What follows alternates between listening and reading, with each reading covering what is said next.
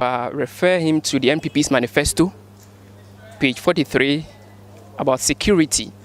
As part of the manifesto, they talked about initiating a robust anti-narcotic policy. And this policy will help to check the issues of narcotics in this country and even outside this country.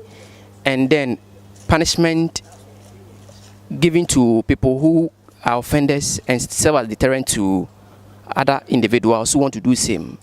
So I would like to find out from the president, what are these robust initiatives about anti-narcotic drugs policy that the manifesto promised about? As at now, they've spent about 1 year in power. We've not heard anything. So I want to find out from him, what are they going to do about this manifesto promise in page 43 of the NPP manifesto? GTV is a state-owned media that renders services to the nation freely, unlike the other commercial stations in Ghana like TV3, Metro TV, and TV Africa. But Ghanaians are urged to pay TV license to facilitate their work properly in the country. But Ghanaians are saying that they will not pay. So as the President of the Republic of Ghana, what are you telling Ghanaians? How are you able to convince Ghanaians to pay the TV license to facilitate the work of GTV? The question I'm going to ask the president, if I'm to meet him, is what his government intends to do to promote youth development. And with that, I'll ask about entrepreneurship, skills development and skills acquisition, as well as the plans to make the youth participate actively in national governance. For I consider Ghana to be a nation that should see that it has a lot of young people, and then we cannot give in to gerontocracy or the leadership by only the elderly. If the nation has to move, I believe the young people must be allowed to play an active role in governance. So I want to ask the president, what is the government going to do to promote entrepreneurship, skills development and skills acquisition, as well as plans to make the youth participate actively in national governance? Thank you.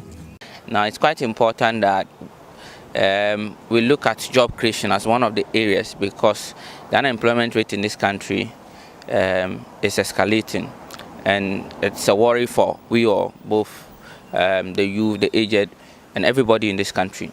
Now, we are told that the last quarter of this year, last year, 2017, experienced a growth rate of over 9.3%. And averagely, the economy has grown from about 7.4% around that region.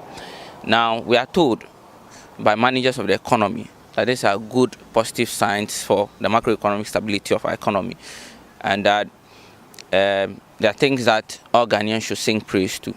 Now, the important question to the jobless graduate or the unemployed youth on the streets of the country is the fact that how can these figures that we are being told that they are good economic indicators of our economy growing at a much faster rate, how would these figures translate into job creation? When you read the NPP manifesto, under chapter 9, it talks about education in all forms. And so my question to the president is that the president promised that when the NPP comes into power or into government, they are going to collaborate with the private sector to ensure that free Wi-Fi is installed in both the secondary and then the tertiary institutions. But it's 1 year now, and then we haven't seen anything.